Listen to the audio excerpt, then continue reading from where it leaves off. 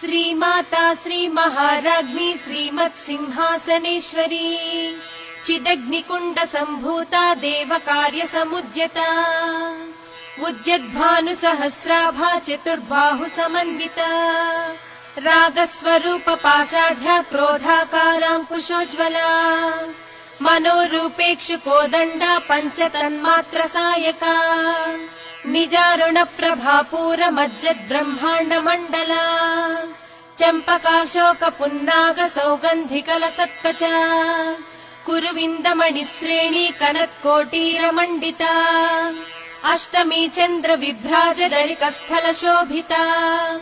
मुखचन्द्र कलङ्काभ मृगनाभिविशेषका वदन स्मर माङ्गल्य गृहतोरण चिल्लिका वक्त्रलक्ष्मी परीवाह चलन्मीनाभलोचना